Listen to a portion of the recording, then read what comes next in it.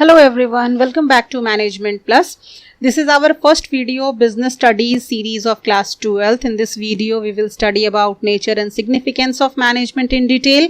ये वीडियो थोड़ी सी लंबी होने वाली है पर आपका यूनिट 1 पूरा कंप्लीट हो जाएगा. इस वीडियो को देखने के बाद लेक्चर स्टार्ट करने के पहले ये रिक्वेस्ट है कि अगर आपको लेक्चर पसंद आए तो प्लीज़ इसको लाइक कीजिएगा और अपने फीडबैक कमेंट सेक्शन में ज़रूर बताइएगा.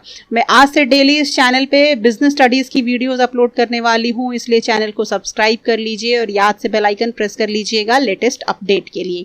Now let's start with the video.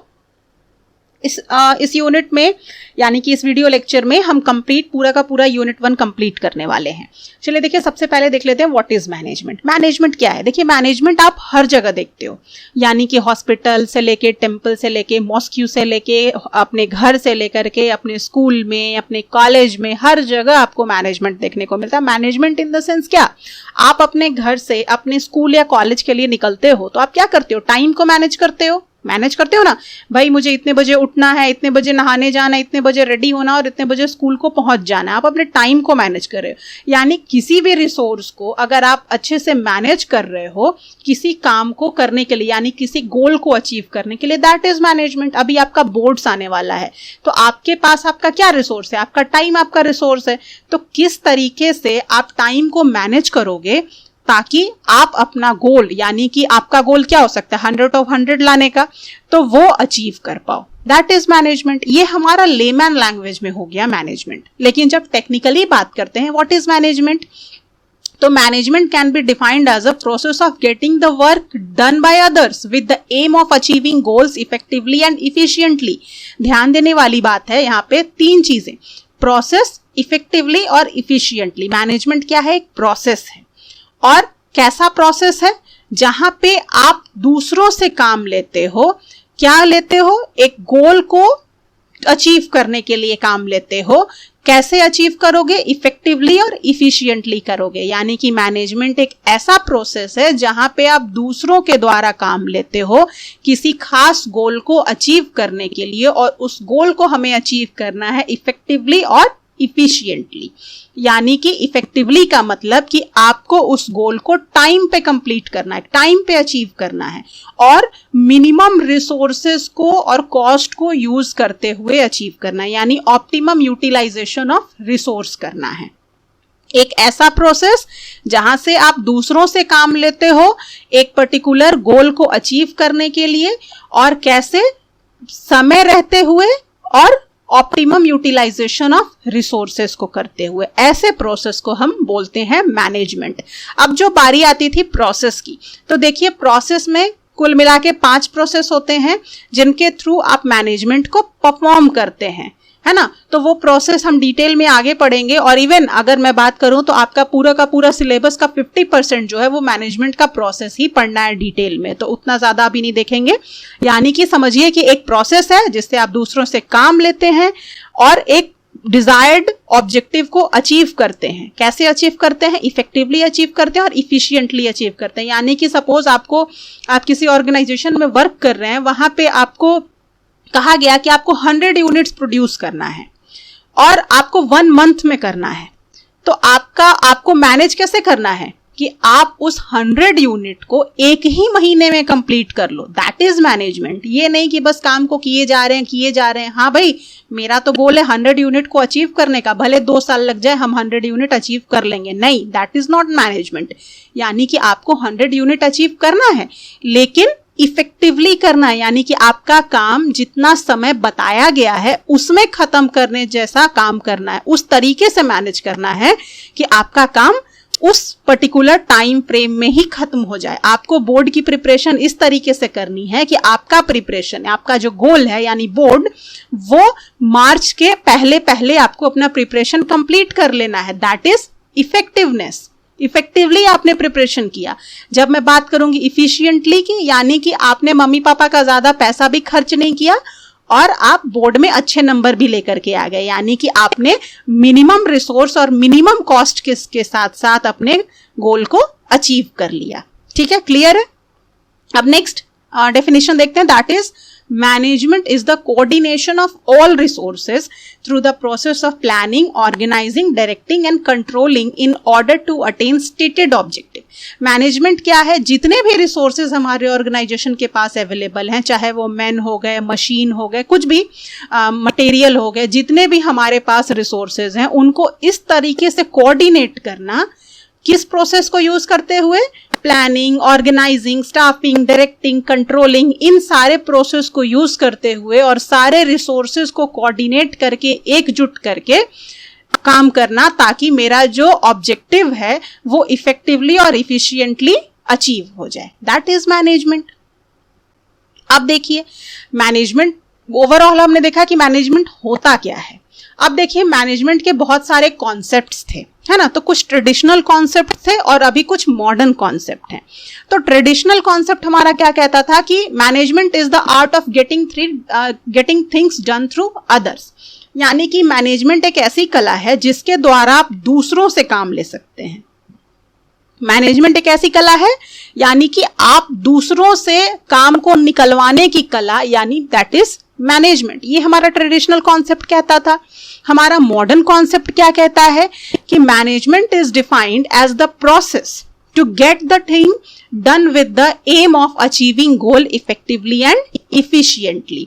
यानी कि मैनेजमेंट एक प्रोसेस है. प्रोसेस यानी कि स्टेप बाय स्टेप चलना, एक खत्म दूसरा शुरू, दूसरा खत्म तीसरा शुरू, यानी कि प्रोसेस वाइज चलना, स्टेप बाय स्टेप चलना, और उस स्टेप को चलते चलते अपने गोल को अचीव करना. कैसे? इफेक्टिवली और इफिशिएंटली, ना कि सिर्फ दूसरों से काम कराना. पहले कहा जाता था ट्रेडिशनली कि भाई दूसरों से काम कराना, किस तरीके से आप दूसरों से काम करा सकते हो, इस कला को हम मैनेजमेंट बोलते हैं. लेकिन मॉडर्न कॉन्सेप्ट ने क्या कहा कि दूसरों से काम सिर्फ कराना इज नॉट मैनेजमेंट. एक प्रोसेस को फॉलो करते हुए कराना और उस काम को इफेक्टिवली और इफिशिएंटली कराना, दैट इज मैनेजमेंट. अब देखिए मैनेजमेंट के कुछ कैरेक्टरिस्टिक होते हैं. क्या है वो? फर्स्ट है management is a goal oriented process. यानी कि मैनेजमेंट कहाँ है? ऑर्गेनाइजेशन में अगर देखा जाए तो वहां पे कोई ना कोई एक ऑब्जेक्टिव होना चाहिए. उस ऑब्जेक्टिव को ध्यान में रखते हुए मैनेजमेंट करना. यानी मैनेजमेंट तभी पॉसिबल है जब कोई ना कोई ऑब्जेक्टिव होगा, यानी कि आपको कुछ अचीव करना है. Management is the process which unites the effort of every individual to achieve the goal. यानी कि एक ऐसा प्रोसेस जहां पे सारे इंडिविजुअल एक डायरेक्शन में काम कर रहे हैं. किस चीज के लिए? एक पर्टिकुलर गोल को अचीव करने के लिए. यानी कि मैनेजमेंट क्या है? एक गोल ओरिएंटेड प्रोसेस है. नेक्स्ट है मैनेजमेंट इज ऑल परवेसिव. यानी कि मैनेजमेंट हर जगह अवेलेबल है, चाहे वो प्रॉफिट मेकिंग ऑर्गेनाइजेशन हो, नॉन प्रॉफिट मेकिंग ऑर्गेनाइजेशन हो, बिग ऑर्गेनाइजेशन हो, स्मॉल ऑर्गेनाइजेशन हो, कैसा भी ऑर्गेनाइजेशन हो, मैनेजमेंट हर जगह प्रेजेंट है. नेक्स्ट है मैनेजमेंट इज मल्टी डायमेंशनल. यानी कि किसी एक चीज को मैनेज करना इज नॉट मैनेजमेंट. यह अलग अलग दिशा में चीजों को मैनेज करता है. ये बहुत कॉम्प्लेक्स एक्टिविटी है. यानी कि आप यहाँ पे लोगों को भी मैनेज कर रहे हो, ऑपरेशन को भी मैनेज कर रहे हो, मार्केटिंग भी मैनेज कर रहे हो, फिनांस भी मैनेज कर रहे हो, एचआर यानी कि लोगों को भी मैनेज कर रहे हो, हाउस भी मैनेज कर रहे हो, ऑर्गेनाइजेशन को कंप्लीटली मैनेज कर रहे हो. यानी कि एक दिशा में आप नहीं चल रहे, आप बहुत सी दिशा में चल रहे, बहुत सी दिशा में आपका काम फैला हुआ है. That is multi dimensional. Next management is a continuous process. क्योंकि एक प्रोसेस है, एक नेवर एंडिंग प्रोसेस है. यानी कि कभी एक खत्म नहीं हो जाता. भाई प्लानिंग होगा, फिर ऑर्गेनाइजिंग होगा, फिर स्टाफिंग होगा, डायरेक्टिंग होगा, कंट्रोलिंग होगा. ये प्रोसेस चलता चला जाता है, कभी एंड नहीं होता. और ये पूरा का पूरा फंक्शन जो होता है वो इंटर रिलेटेड होता है, एक दूसरे से कनेक्टेड होता है, इसलिए ये कंटिन्यूअस है. Next that is management is a group activity. भाई मैनेजमेंट एक प्रोसेस है, तो प्रोसेस में बहुत सारे प्रोसेस हैं. तो क्या ये पॉसिबल है कि एक इंडिविजुअल सारे प्रोसेस को एक ही टाइम पे निभाता चला जाए? ऐसा बिल्कुल भी पॉसिबल नहीं है. ये इसलिए मैनेजमेंट क्या है? एक ग्रुप एक्टिविटी है. यानी कि ग्रुप में काम करने की एक्टिविटी को हम मैनेजमेंट कहते हैं, किसी खास गोल को अचीव करने के लिए. Next, management is an intangible force. क्या आप मैनेजमेंट को देख सकते हो? आप हॉस्पिटल जाते हो, वहां पे मैनेजमेंट वर्क कर रहा है, तो क्या आप मैनेजमेंट को देखते हो? अच्छा, उसकी आंख ऐसी है, उसके कान ऐसे हैं, उसके नाक ऐसा है, ऐसा नहीं होता ना, वो बिल्कुल भी नहीं दिखता। आप उसको टच नहीं कर सकते, आप छू नहीं सकते, ना ही उसको आप देख सकते हो। तो ये कैसा होता है? इनटेंजिबल नेचर का होता है। अब देखिए, मैनेजमेंट के ऑब्जेक्टिव को हम जो क्लासिफाई करते हैं वो 3 टाइप्स में क्लासिफाई करते हैं। एक होता है ऑर्गेनाइजेशनल ऑब्जेक्टिव, और एक होता है सोशल ऑब्जेक्टिव, और तीसरा होता है पर्सनल ऑब्जेक्टिव। तो ऑर्गेनाइजेशन के नजर से मैनेजमेंट का क्या ऑब्जेक्टिव होता है? ऑर्गेनाइजेशन के नजर से क्या है? तो फर्स्ट है ऑर्गेनाइजेशनल सर्वाइवल, यानी कि हम मैनेजमेंट क्यों करते हैं ऑर्गेनाइजेशन में? ताकि हम लॉन्ग टाइम तक मार्केट में सरवाइव कर पाए, क्योंकि मार्केट में तो बहुत सारे कॉम्पिटिटर्स अवेलेबल हैं। अगर हम सही वे में इफेक्टिवली और इफिशिएंटली अपने आप को मैनेज नहीं करेंगे सही से अपने फर्म में, तो क्या होगा? कॉम्पिटिटर आपके ऊपर हावी हो जाएंगे और आप लंबे समय तक मार्केट में सरवाइव नहीं कर पाओगे। तो अगर हम ऑर्गेनाइजेशन के ख्याल से देखें तो उनका क्या ऑब्जेक्टिव होता है? पहला ऑर्गेनाइजेशनल सर्वाइवल, दूसरा है प्रॉफिट मेकिंग, और तीसरा है ग्रोथ। यानी कि पहला तो मार्केट में सरवाइव करना जरूरी है, दूसरा है कि प्रॉफिट को इंक्रीज करना, यानी कंटिन्यूअसली आप अपने ऑपरेशन में इतने सक्सेसफुल रहिए, आप अपने बिजनेस में इतने सक्सेसफुल रहिए कि आप हमेशा प्रॉफिट जनरेट कर पाएं। इस तरीके से मैनेज करें कि आप प्रॉफिट जनरेट कर पाएं। नेक्स्ट है ग्रोथ। आप अच्छा मैनेजमेंट करेंगे तो क्या होगा? आपका ऑर्गेनाइजेशन सक्सेसफुल होगा तो वो ग्रो करेगा तो आप एक्सपेंशन एक्टिविटीज को काफी अच्छे से निभा सकते हैं। अब सोसाइटी के एंगल से मैनेजमेंट का क्या ऑब्जेक्टिव है? तो involves creation of benefit for society, यानी एक बेटर मैनेजमेंट क्या करता है? बहुत सारी बेनिफिट्स देता है सोसाइटी को भी। अब नेक्स्ट है पर्सनल ऑब्जेक्टिव। मैनेजमेंट का पर्सनल ऑब्जेक्टिव क्या है? भाई मैं अच्छा मैनेजमेंट करने के लिए, मान लो पर्सनली आप अपने आप को अच्छे से मैनेज करते हो, तो उससे क्या होता है? अच्छी सैलरी होती है, प्रमोशन अच्छा होता है, सोशल रिकॉग्निशन आपको मिलता है, हेल्दी वर्किंग इन्वायरमेंट आपको अच्छा होता है। तो ये सब कुछ आपका हो गया पर्सनल ऑब्जेक्टिव। नेक्स्ट है what are the importance of management. Management की इंपॉर्टेंस क्या क्या है? First, management helps achieving group goal, है ना। यहाँ पे हम लोग ये जो प्रोसेस निभा रहे हैं मैनेजमेंट का, ये कंप्लीटली ग्रुप प्रोसेस है।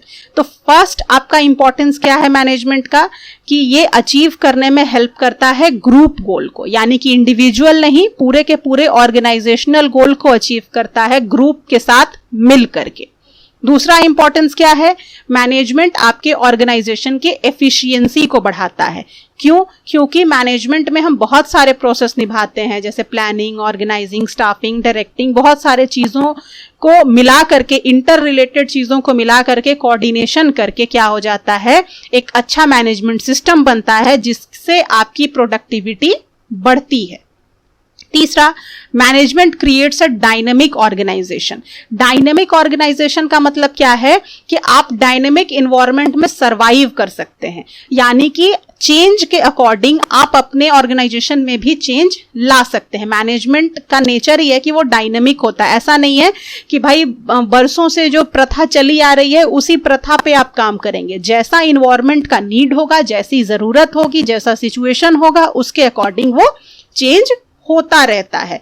तो अगर आप अच्छा मैनेजमेंट फॉलो कर रहे हैं तो आपके ऑर्गेनाइजेशन में क्या हो जाता है? एक डायनेमिक इन्वायरमेंट क्रिएट हो जाता है, यानी कि आप चेंजेस से अडेप्ट हो जाते हो। Next, management help in achieving personal objective. यहाँ पे मैनेजमेंट क्या होता है? कुछ पर्सनल ऑब्जेक्टिव्स भी अचीव करने में हेल्प करता है, जैसे कि मोटिवेशन हो गया, लीडरशिप हो गया, है ना। Management helps in achieving the personal objective, यानी कि आप यहाँ पे बहुत सी चीजें सीख लेते हो, लीडरशिप सीखते हो, लोगों को मोटिवेट करना सीखते हो, तो ये सब कुछ आपका पर्सनल ऑब्जेक्टिव में आता है। Next, management help in the development of society. अब ये क्या करता है? It provide good quality product and service, creates employment, generate new technology. In that sense it help the development of society. Management society के लिए भी बहुत important है। कैसे है? क्योंकि वो सोसाइटी का डेवलपमेंट करता है।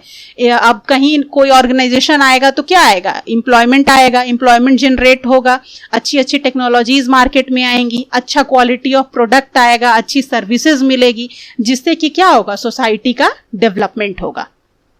नेक्स्ट देखते हैं management as an art, science and profession. अब भाई मैनेजमेंट क्या है? बहुत से लोग कहते हैं मैनेजमेंट आर्ट है, बहुत से लोग कहते हैं मैनेजमेंट साइंस है, कुछ लोग कहते हैं मैनेजमेंट प्रोफेशन है। लेकिन मैनेजमेंट क्या है? मैनेजमेंट तीनों चीजें हैं। मैनेजमेंट आर्ट भी है, साइंस भी है और कहीं ना कहीं प्रोफेशन भी है। अब हम यहाँ पे तीनों चीजों को अलग अलग देखेंगे कि मैनेजमेंट आर्ट कैसे है, साइंस कैसे है और प्रोफेशन कैसे है। तो आर्ट कैसे है भाई? देखिए आर्ट्स में क्या होता है कि जो चीजें आर्ट्स फॉलो करती है वही चीज मैनेजमेंट भी फॉलो करती है। क्या फॉलो करती है? देखिए, it is based on practice and creativity.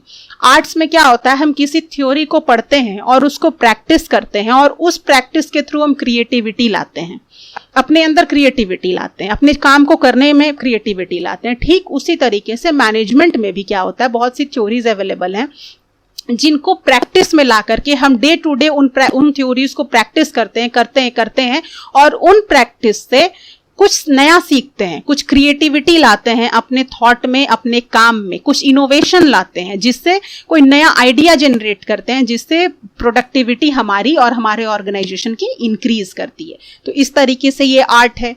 फिर lots of literature is present which gives the existence of theoretical knowledge. जिस तरीके से आर्ट्स में क्या होता है, बहुत सारे लिटरेचर्स अवेलेबल होते हैं ना भाई, हिस्ट्री में कैसे कैसे हमारा भारत आजाद हुआ, कैसे हमारा डेमोक्रेसी आया, है ना, सब कुछ हम लोग पढ़ते हैं, बहुत सारे लिटरेचर्स हैं।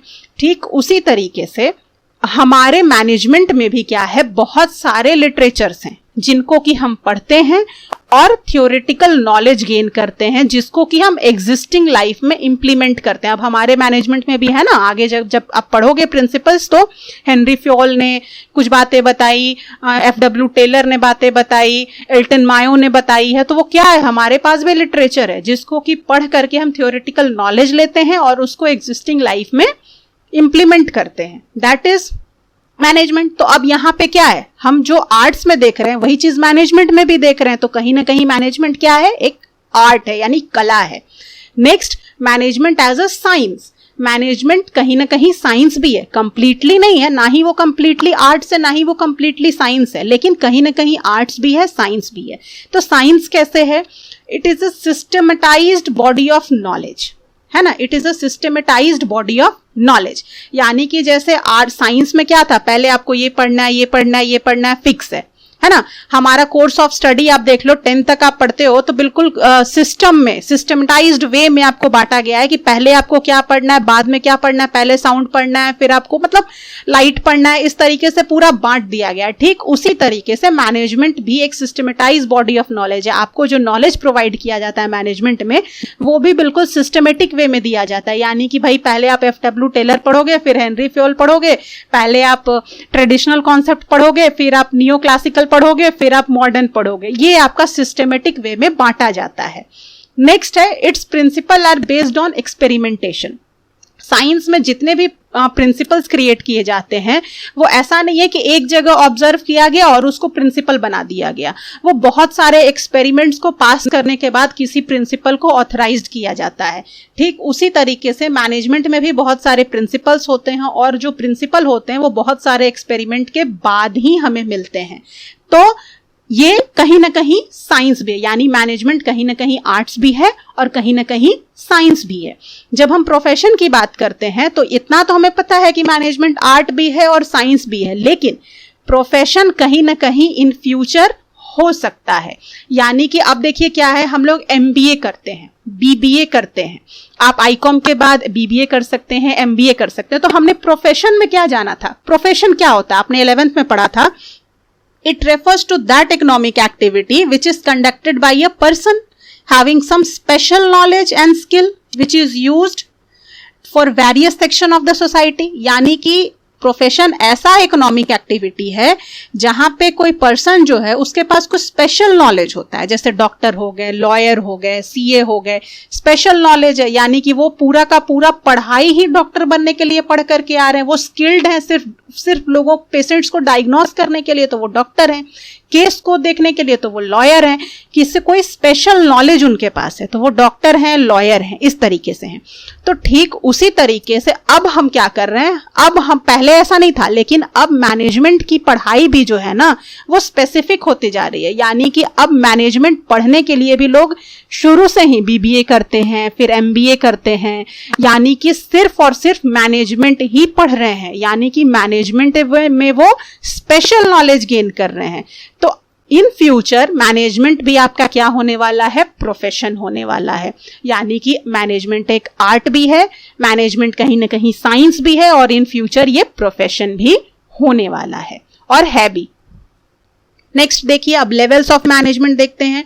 तो हमने देखा कि भाई मैनेजमेंट क्या है, मैनेजमेंट भाई हमने बहुत अच्छे से समझ लिया। अब उस मैनेजमेंट को हम वेरियस लेवल्स में बांटते हैं। तो लेवल क्या है हमारा, पहला है टॉप लेवल, दूसरा है मिडिल लेवल और तीसरा है ऑपरेशनल लेवल। ये तीनों लेवल ऑफ मैनेजमेंट हैं। तो अब देखिए टॉप लेवल क्या है। अब आपने सुना होगा ना, रिलायंस इंडस्ट्रीज या फिर टाटा ग्रुप, भाई रतन टाटा हो गए, हमारे मुकेश अंबानी हो गए, हमारे अनिल अंबानी हो गए। तो ये सब भाई हमारे टॉप हस्ती हैं, यानी टॉप मैनेजमेंट के पार्ट हैं। चलिए देख लेते हैं क्या है। यानी कि जो सीनियर मोस्ट एग्जीक्यूटिव होते हैं किसी ऑर्गेनाइजेशन के, वो कौन होते हैं, टॉप लेवल ऑफ मैनेजमेंट में आते हैं। यानी कि जैसे चेयरमैन हो गए, चीफ एग्जीक्यूटिव ऑफिसर यानी सीईओ हो गए, प्रेसिडेंट हो गए, वाइस प्रेसिडेंट हो गए, ये सारे लोग कौन होते हैं, किसी ऑर्गेनाइजेशन के टॉप मोस्ट एग्जीक्यूटिव। इनका काम क्या होता है, ये सारे लोग पॉलिसी बनाते हैं, स्ट्रैटेजी बनाते हैं, सारे रूल्स एंड रेगुलेशंस बनाते हैं, किस तरीके से ऑर्गेनाइजेशन वर्क करेगा, किन रूल्स को फॉलो करेगा, कौन सी स्ट्रैटेजी यूज करेगा, कौन से डील को रखना है, कौन सा नहीं रखना, कितना कैपिटल और चाहिए, कितना कैपिटल कहाँ पे इन्वेस्ट करने की जरूरत है। ये सारे के सारे जो बड़े बड़े डिसीजंस होते हैं ना, वो कौन लेते हैं, टॉप मैनेजमेंट के लोग लेते हैं। इनका यही काम है, रूल बनाना, स्ट्रैटेजी फॉर्म करना, पॉलिसी बनाना, ठीक है, और बड़े बड़े डिसीजंस लेना। इन्हीं के द्वारा ही आप कंपनी को पहचानते हैं। Next, middle level of management. अब जैसे आप डिविजनल हेड्स जो होते हैं वो लोग हो गए, जैसे कि आपका finance head, marketing head, HR head, production head, किसी बिजनेस का, किसी ऑर्गेनाइजेशन का, वो हो गए आपके मिडिल मैनेजमेंट। यानी मिडिल मैनेजमेंट का क्या काम है कि टॉप लेवल ऑफ मैनेजमेंट और लोअर लेवल ऑफ मैनेजमेंट के बीच में एक लिंक बनाना। इनका काम है दोनों के बीच में एक लिंक बनाना। यानी कि टॉप लेवल क्या करता है, बहुत सारे डिसीजंस लेता है, बहुत सारी पॉलिसीज बनाता है, और उस पॉलिसी को बताता है ऑपरेशनल लेवल तक middle management. Directly top management तो मिडिल मैनेजमेंट तक ऑपरेशन मैनेजमेंट तक बात करती नहीं है। इनके चीजों को वो ऑपरेशन लेवल ऑफ मैनेजमेंट को बताता है कि भाई ऊपर बैठे लोगों ने कुछ डिसीजन लिया है और ऐसी ऐसी बातें हैं। अब उन्होंने, टॉप लेवल ऑफ मैनेजमेंट ने तो ये कह दिया कि भाई हमारी ये स्ट्रैटेजी है, हमको ये स्ट्रैटेजी फॉलो करना है, हमें 1000 यूनिट बना देना है इन टर्म्स एंड कंडीशंस को फॉलो करते हुए, इन स्ट्रैटेजीज को यूज करते हुए।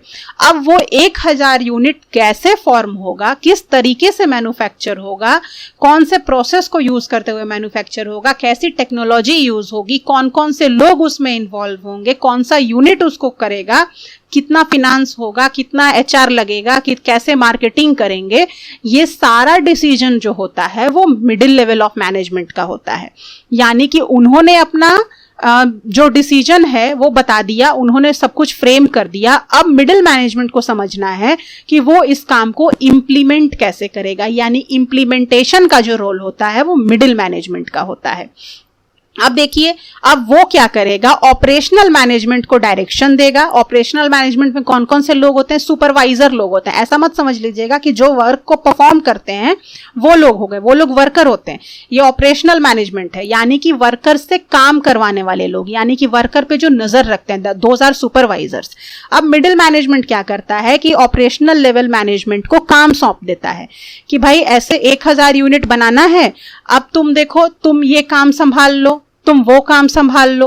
वो सारा काम लोगों को असाइन कर देता है, यानी स्टाफिंग कर देता है कि तुमको मिस्टर ए को फिनांस का काम देखना है, मिस्टर बी को देखना है कि स्पीडली काम हो रहा है कि नहीं, मिस्टर सी जो है वो वर्कर्स पे नजर रखेंगे। इस तरीके से वो सारा काम ऑपरेशनल लेवल मैनेजमेंट को सौंप देता है।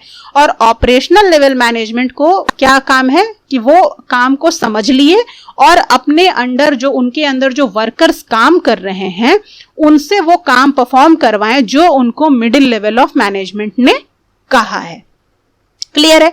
यानी top level of management policies बनाते हैं, डिसीजंस लेते हैं और उस डिसीजन को इंप्लीमेंट कौन करता है कि भाई कौन करेगा, कैसे करेगा, कब करेगा, वो मिडिल लेवल ऑफ मैनेजमेंट करता है। और उसके बाद मिडिल लेवल ऑफ मैनेजमेंट ने जो डिसाइड किया उस काम को करने के लिए ऑपरेशनल लेवल ऑफ मैनेजमेंट होता है, वो अपने अंडर जो वर्कर्स होते हैं उनको इंस्ट्रक्शन देता है, उनके काम पे नजर रखता है कि वो सही से उस काम को परफॉर्म कर रहे हैं या नहीं। इस तरीके से उनका पूरा का पूरा टारगेट अचीव होता है। ये हुआ आपका लेवल ऑफ मैनेजमेंट। नेक्स्ट है that is functions of management. अब देखिए फंक्शन ऑफ मैनेजमेंट में आपका आता है प्लानिंग, ऑर्गेनाइजिंग, स्टाफिंग, डायरेक्टिंग और कंट्रोलिंग, है ना। ये याद रखिएगा, planning, organizing, staffing, directing, controlling. यानी कि आप कुछ प्लान करते हो, प्लान करने के बाद जो प्लानिंग है उनमें जो रिसोर्स लगने वाले हो उनको ऑर्गेनाइज करते हो, उसके बाद कौन करेगा ये चुनते हो, जिसने काम को करना है उसको आप डायरेक्ट करते हो और फिर उसको कंट्रोल करते हो कि जो आप चाहते थे वैसा परफॉर्मेंस हो रहा है या नहीं। इन शॉर्ट ये समझिए। अब देखिए सबसे पहले इसको हम एक बढ़िया से एग्जाम्पल से समझते हैं। देखिए आप सभी स्टूडेंट्स हैं, आप सभी लोग टीचर्स डे मनाते होंगे, मनाते ही होंगे आई थिंक। तो टीचर्स डे में क्या करते हो, आप सभी लोग मिलते हो और बड़े प्रेम से बैठते हो एक दूसरे के साथ, एक मीटिंग करते हो। भाई टीचर्स डे आ रहा है 5 सितंबर को, तो क्या करना है चलो बताओ। अब ये आप लोग क्या करते हो, डिसाइड करते हो एडवांस में। ऐसा तो नहीं है 5 तारीख को डिसाइड, एडवांस में डिसाइड करते हो भाई टीचर्स डे आ रहा है, करना क्या है ना। तो किस तरीके से करेंगे, कैसे होगा, कहाँ करेंगे, कितना खर्चा आएगा, ये सारी चीजें उस मीटिंग में डिसाइड हो जाती हैं। यानी कि आप क्या कर रहे हो, प्लानिंग कर रहे हो। यानी कि its refer to deciding in advance what to do, how to do and developing a way of achieving goal effectively and efficiently. यानी कि आप एडवांस में डिसाइड कर रहे हो कि क्या करना है, किस तरीके से करना है, यानी कि एक गोल को अचीव कैसे करना है इफेक्टिवली और इफिशिएंटली, ये आप एडवांस में सोच रहे हो। यानी कि आपको टीचर्स डे मनाना है और उस टीचर्स डे को आपको बिल्कुल इफेक्टिवली और इफिशिएंटली मनाना है, यानी कम रिसोर्सेज को यूज करते हुए मनाना है और टाइम पे कंप्लीट भी करना है, टाइम पे मनाना है। तो उसको आप किस तरीके से मैनेज करोगे, क्या करोगे, किस तरीके से करोगे, इसके बारे में आप डिसाइड कर रहे हो एडवांस में, दैट इज प्लानिंग। उसके बाद है ऑर्गेनाइजिंग, यानी कि आपने जो प्लान किया उसको किस तरीके से आप सिस्टमेटिक वे में अरेंज करोगे, है ना। अब जैसे आपने प्लानिंग कर ली 5 तारीख को करना है, वेन्यू ये रहेगा, है ना, सब कुछ डिसाइड हो गया, बजट ये रहेगा। अब क्या करोगे आप, कौन क्या करेगा, कहाँ कहाँ से रिसोर्सेज आएंगे, रिसोर्स एलोकेट करोगे कि भाई डेकोरेशन कैसे होगा, किसको काम हम कैसे डेकोरेशन करेंगे, कहाँ से केक लाएंगे, कैसा केक आएगा, किस तरीके का डेकोरेशन होगा, कैसी लाइटिंग होंगी, ये सारी चीजें देखते हो, है ना। तो ऑर्गेनाइजिंग में भी हम वही चीज करते हैं। It refers to the assigning of duties, grouping task, establishing authorities and allocating of resources required to carry out a specific plan। यानी कि जब आप उसके बाद क्या करते हो कि आप सोचते हो कि भाई यहाँ पे तो केक लगेगा, स्नैक लगेगा, समोसे लगेंगे, लाइटिंग लगेगी, रिबन्स लगेंगे, तो ये सारे चीज हमें जुगाड़ने हैं। और फिर आप बजट देखते हो कि भाई मेरे बजट के अंदर हो जाएगा या नहीं, और कौन कौन से लोग इस काम को करने के लिए सही रहेंगे। आप जो एक हेड होता है उसमें हेड बन जाता है, वो बताता है भाई देख तू बड़ा अच्छा इंसान है, तू ये काम कर दे, तू केक देख लेना, तू लाइटिंग देख लेना, तू डेकोरेशन देख लेना, तू डीजे देख लेना, है ना। तो एक स्पेसिफिक प्लान को अचीव करने के लिए आप क्या करते हो, रिसोर्स को एलोकेट करते हो, यानी देखते हो कहाँ कहाँ से कौन कौन सी चीजें आएंगी, अपने काम को दूसरों में बांटते हो, अथॉरिटी देते हो लोगों को, टास्क को अचीव करने के लिए लोगों की ग्रुप बनाते हो, यानी ड्यूटी असाइन करते हो लोगों को, दैट इज ऑर्गेनाइजिंग। उसके बाद स्टाफिंग है, यानी कि राइट पर्सन को राइट जॉब पे लगाना, सही इंसान को सही काम पे लगाना। अब देखो वहां पे आपको पता चल गया कि आपको केक लाना है, रिबन लाना है, डीजे लाना है, खाना लाना है ना। आपको पूरे रिसोर्सेज का लिस्ट पता चल गया, सब कुछ हो गया, सारा ग्रुप बन गया, सारी अथॉरिटीज एस्टैब्लिश हो गई हैं। अब आपको क्या करना है, देखना है कि कोई बंदा बहुत ज्यादा रोड के चक्कर लगाता है। आपकी क्लास में बहुत से ऐसे लोग होंगे जो पढ़ने वाले कम होंगे, ऐसा होता है, हर क्लास में होता है। तो उनको क्या कर देना, उनको मार्केट का काम दे देना, यानी कि वो दिन भर मार्केट में रहते हैं तो वो मार्केट के काम को करने के लिए राइट पर्सन है। अब जो लड़कियां हैं वो क्या करेंगी, रंगोली बनाएंगी, लाइटिंग करेंगी, डेकोरेशन करेंगी, क्योंकि वो थोड़ी क्रिएटिव होती हैं। तो आप अगर लड़कों को वो काम दे दोगे तो क्या वो सही से कर पाएंगे, नहीं करेंगे ना। तो लड़कियां क्या है, डेकोरेशन के लिए राइट पर्सन है, यानी राइट जॉब के लिए राइट पर्सन। तो आप स्टाफिंग में क्या करते हो कि किस काम को कौन बंदा करेगा जो कि सही ढंग से उस काम को करे, ऐसे आदमी को चुन करके उसको काम देते हो, दैट इज स्टाफिंग। उसके बाद है डायरेक्टिंग, यानी कि अब आपने काम दे दिया, लोगों को क्या करना है वो भी बता दिया है। अब अगर वो आनाकानी करेंगे तो क्या है, अगर सपोज करो बहुत लोग डेकोरेशन कर रहे हैं, थक गए, तो आप क्या करोगे, आप जो एज ए लीडर क्या करोगे, आप उनको मोटिवेट करोगे, अरे थोड़ा सा तो रह गया, 5 मिनट का तो काम है, जल्दी से इसको कंप्लीट कर दो, है ना, फिर तो बहुत मजा आने वाला है, टीचर्स आएंगे, हम लोग डांस करेंगे, ऐसा उनको कुछ ना कुछ इन्फ्लुएंस करोगे उस काम को करने के लिए, यानी डायरेक्शन दोगे। भाई अब थोड़ा सा रह गया है, लीडरशिप करके उनको डायरेक्ट करोगे, उनको मोटिवेट करोगे, ताकि वो अपने काम को जो उनको असाइन किया गया है उसको सही तरीके से समय पे कर दें, दैट इज डायरेक्टिंग। यानी कि it involves leading, influencing, motivating employees to perform the task assigned to them. Next, that is the last one, controlling. अब आप सोच रहे थे कि भाई ये जो दीवार है ना, इसमें बहुत अच्छा वाला रिबन और बलून का हम डिजाइन बनाएंगे, ये आप पहले से सोच करके रखे थे, है ना, आपका ये डिजायर्ड गोल था। अब जो डेकोरेशन हुआ तो आप उसको मेजर करने बैठे हो वहां के लोगों के परफॉर्मेंस को, तो आपको क्या लग रहा है कि जो एक्चुअल परफॉर्मेंस है ना वो मेरे डिजायर्ड गोल के अकॉर्डिंग नहीं है। आप उसको मेजर कर रहे हो कि जो हम चाहते थे क्या वो चीज परफॉर्म हुआ है या नहीं, और अगर नहीं हुआ है तो क्यों नहीं हुआ है, उसको आप पहले मेजर करोगे और उसके बाद अगर किसी तरह का प्रॉब्लम लगेगा तो उसको कंट्रोल करने की कोशिश करोगे कि जो मैंने सोचा था वही काम हो सके। अगर गैप है डिजायर्ड गोल और एक्चुअल गोल में, तो उस गैप के बारे में जाने कि कहां पे गोल है और उस गैप को मिनिमाइज करने की हम कोशिश करें ताकि जो मेरा डिजायर्ड गोल है वो अचीव हो सके। That's all about planning, organizing, staffing, directing and controlling. Next है coordination, the essence of management. Coordination क्या है? Coordination means binding together all the activities such as purchase, production, sales, finance to ensure continuity in the work of organization. यानी कि coordination का मतलब सारे चीजों को इस तरीके से लिंक करना, सारे एक्टिविटीज को इस तरीके से लिंक करना ताकि आपका जो वर्क है वो बहुत इफेक्टिवली और इफिशिएंटली हो जाए। यानी कि आपका वर्क जो ऑर्गेनाइजेशन में आप कर रहे हो, उन सारे वर्क को, सारे प्रोसेस को इस तरीके से एक दूसरे के साथ बांधना कि आपका काम जो है वो बिल्कुल स्मूथली हो जाए। यानी कि अब बहुत सारे फंक्शंस हैं, बहुत सारे फंक्शंस होते हैं, यानी फिनांस फंक्शन है, एचआर फंक्शन है, प्रोडक्शन फंक्शन है, बहुत सारे फंक्शंस हैं।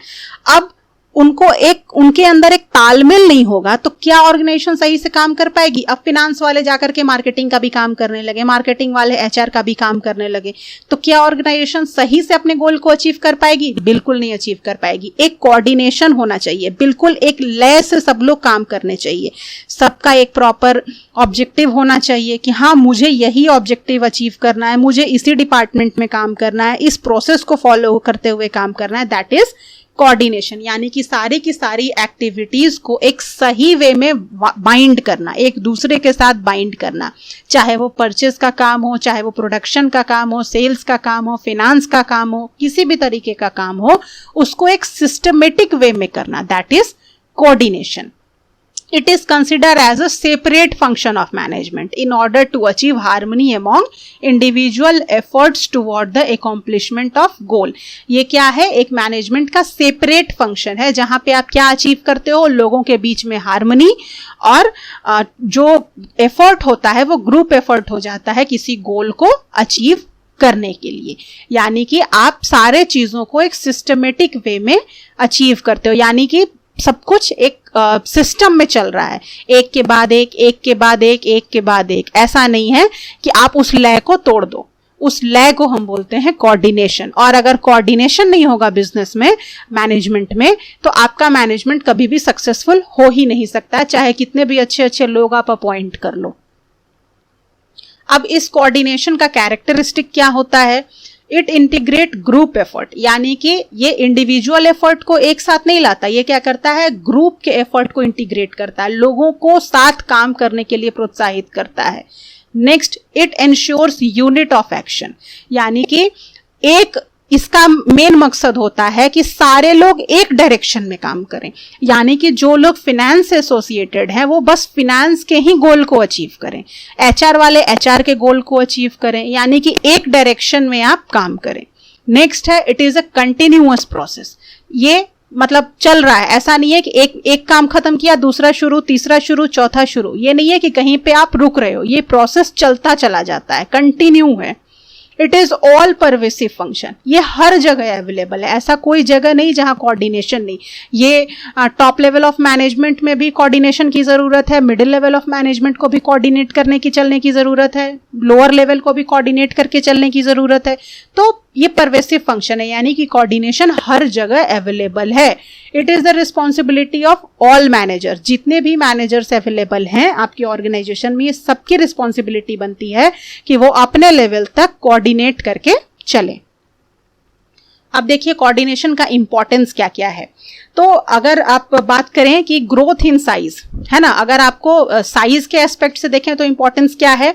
When there is a growth in size, अगर आपके ऑर्गेनाइजेशन का साइज बढ़ता है, आप अपने ऑर्गेनाइजेशन को एक्सपैंड कर रहे हो, ज्यादा साइज बढ़ा रहे हो, तो साइज बढ़ाओगे तो क्या आएगा? नंबर ऑफ पीपल और भी ज्यादा एम्प्लॉयड होंगे उस ऑर्गेनाइजेशन में। तो वहां पे क्या होगा? अगर ज्यादा लोग एम्प्लॉयड होंगे तो उनको इंटीग्रेट करने की जरूरत होगी, एक साथ काम करवाने की जरूरत होगी, और एक साथ वो तभी काम करेंगे जब कोऑर्डिनेशन वहां पे अच्छा होगा, वहां पे कोऑर्डिनेशन का इंपॉर्टेंस आ जाता है। दूसरा, फंक्शनल डिफरेंशिएशन। अब ऐसा ऑर्गेनाइजेशन जहां पे बहुत सारे डिपार्टमेंट वर्क कर रहे हैं, बहुत सारे डिपार्टमेंट रन कर रहे हैं, फिनांस भी है, प्रोडक्शन भी है, अकाउंटिंग भी है, सभी बहुत सारे डिपार्टमेंट वहां पे वर्क कर रहे हैं, तो एक दूसरे से सभी लोग लिंक्ड रहें, सभी लोग कनेक्टेड रहें, उसके लिए हम क्या करते हैं? कोऑर्डिनेशन करते हैं। यानी कि अब जैसे प्रोडक्शन वाले ने काम कर लिया तो सेल्स वाले का काम शुरू हो, सेल्स वाले का काम हो गया तो फिनेंस का काम शुरू हो, तो ये एक दूसरे से लिंक करें और ऑर्गेनाइजेशन के एक्चुअल गोल को अचीव करें, आपस में ग्रुप में काम करें। नेक्स्ट है specialisation. Modern organization is characterized by a high degree of specialization. Coordination is required among different specialists because of their different approach and judgment. अब स्पेशलाइजेशन बहुत सारे हैं ऑर्गेनाइजेशन में, कुछ HR स्पेशलिस्ट होते हैं, कुछ मार्केटिंग स्पेशलिस्ट होते हैं, कुछ फिनेंस स्पेशलिस्ट होते हैं, तो हर स्पेशलिस्ट का अपना अप्रोच होता है काम को करने का, अपना जजमेंट करने का। तो उन सारे स्पेशलिस्ट को एक सही वे में एक दूसरे के साथ कोऑर्डिनेट करना बहुत इंपॉर्टेंट होता है, क्योंकि अगर नहीं हुआ तो फिर आपका जो प्रोसेस है, आप अच्छे स्पेशलिस्ट को ला करके भी अपने बिजनेस में ग्रोथ नहीं कर पाएंगे। तो उनको जो एक चेन में बांधता है, दैट इज कोऑर्डिनेशन, यहाँ पे इंपॉर्टेंस आ जाता है। So thank you so much, that's all about today's video. अगर वीडियो पसंद आया हो तो लाइक कीजिए और अपने फीडबैक कमेंट सेक्शन में जरूर बताएं। मिलते हैं नेक्स्ट वीडियो में, तब तक के लिए स्टे ट्यून्ड।